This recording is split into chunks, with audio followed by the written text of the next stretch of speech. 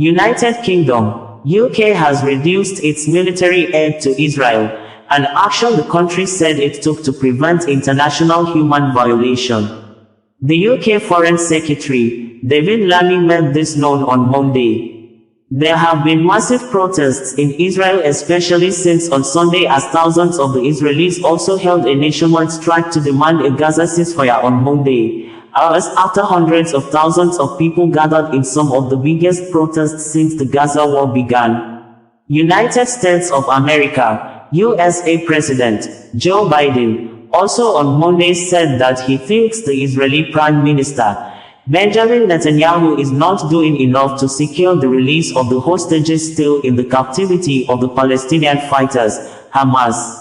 When asked if he thought PM Netanyahu had done enough to secure a hostage deal between Israel and Hamas, President Biden answered, no. Biden made the remark to reporters after the weekend, during which the bodies of 6 hostages executed by Hamas were found in a Gaza tunnel. Among those discovered was the body of 23-year-old American Israeli Hash Goldberg Polin, whose parents had publicly pleaded for the return of their son. The pair had brought their personal appeal to the Democratic National Convention, where they were received with a standing ovation. Israeli Prime Minister Benjamin Netanyahu, in a nationwide broadcast on Monday, said the 6 hostages were deliberately killed by Hamas to get concession. Benjamin Netanyahu said he has always made a deal for ceasefire, but Hamas always refused to accept the demands, saying they are deliberately killing hostages to get concession. Benjamin Netanyahu, while also reacting to the mass protests by Israelis over the killing of the hostages and called for him to enter a ceasefire deal with the Hamas, said the pressure should be mounted on Hamas and not Israel, adding, Israel will not bow to pressure. UK Foreign Secretary Lammy, while speaking on Monday, said the decision to suspend 30 licenses of arms sales to Israel comes following a review of export licenses for UK arms, which found there was a clear risk that the weapons would be used in a way that could breach international law. Around 30 of 350 licenses will be suspended, Lammy said. The move marks a shift for the United Kingdom and came as part of the new Labour government's review of Israel's compliance with international humanitarian law amid its war in Gaza. Lammy said the government had a legal duty to do the review. The suspended arms export licenses, about 30 out of around 350, include sales of components for military aircraft, including fighter aircraft, helicopters and drones. The arms also include items believed to be used for ground targeting, Lammy said. The assessment I have received leaves me unable to conclude anything other than that for certain UK arms exports to Israel, there does exist a clear risk that they might be used to commit or facilitate a serious violation of international humanitarian law, Lammy said. Israeli Foreign Minister Israel Katz said Britain's decision sends a very problematic message to Hamas and its sponsors in Iran, while Israel's Minister of Defense Yoav Gallant said he was deeply disheartened by Britain's announcement. Lammy stressed that the suspension was not a blanket ban or an arms embargo, and that the British government has not and could not arbitrate on whether or not Israel has breached international humanitarian law. This is a forward-looking evaluation, not a determination of innocence or guilt, and it does not prejudge any future determinations by the competent courts, he said. It will be recalled that the war started when Hamas attacked Israel on October 7, 2023, killing about 1,200 people and taking more than 250 hostage. Thereafter, Israel launched military campaign in Gaza that has killed more than 40,000 people, according to the Gaza Health Ministry, which does not distinguish between civilians and combatants but says the majority killed are women and children. Britain has faced mounting pressure in recent months to suspend arms sales to Israel, with protesters gathering in the streets outside government buildings to call for an end to arms transfers. Britain's former Foreign Secretary David Cameron said in April that arms sales to Israel would not be suspended. Lally said an immediate review of British arms export licensing to Israel was initiated when the Labour Party came to power in July. Britain is not a major supplier of arms to Israel and says its arms exports represent 0.02% of Israel's overall military imports. The United States and Germany supply the vast majority of Israel's imported arms.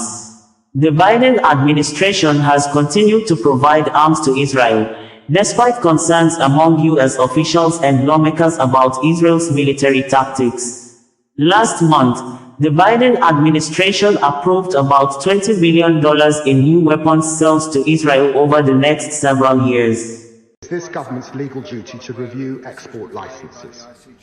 Criteria 2C of the Strategic Export Licensing Criteria states that the government will not issue export licenses if there is a clear risk that the items might be used to commit or facilitate serious violations of international humanitarian law.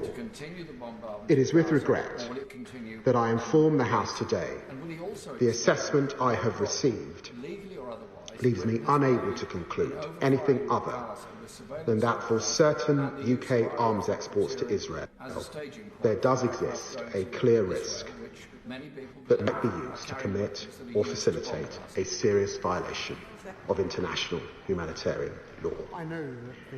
I have informed my right honourable friend, the Business and Trade Secretary, and he is therefore today announcing the suspension of around 30 from a total of approximately 350 to Israel as required under the Export Controls Act.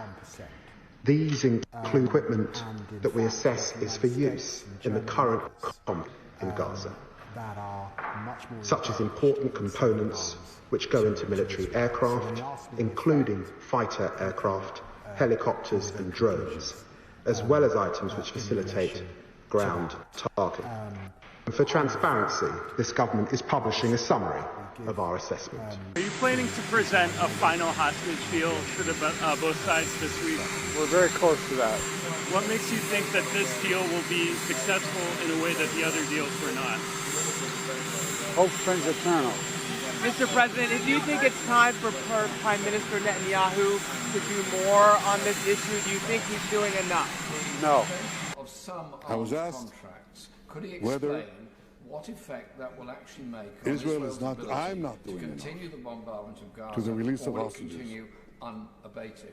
Well, and will he also explain I want to set the record straight. Legally or otherwise, on April 27th, Secretary of State Blinken said that Israel made an extraordinarily generous offer as a staging point for a hostage deal. Israel, which many on May 31st, Israel agreed to a U.S.-backed proposal.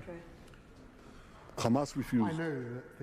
On August 16th, Israel agreed to what the United States defined as a final bridging proposal. Hamas refused again. On August 19th, Secretary Blinken said Israel accepted the U.S. proposal.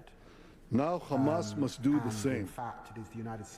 On August 28th, that's 5 days ago, Deputy CIA Director said that Israel shows seriousness in the negotiations. Now Hamas must show the same seriousness. In relation to that, I want to ask you something. I am very comfortable. What has changed in the last 5 days? What has changed? Israel, and I won't comment One thing. on operational issues. As These murderers executed 6 of our hostages. They shot them in the back of the head. That's what's changed. That the world has condemned and now after this, occupation of the West Bank, the settlement policy, we're asked to show seriousness. 40,000 people in Gaza. We're asked to make concessions. The suspension of some arms what message does this send Hamas? It says, kill more hostages, murder more hostages, you'll get more concessions. The pressure internationally must be directed at these killers, at Hamas, not at Israel.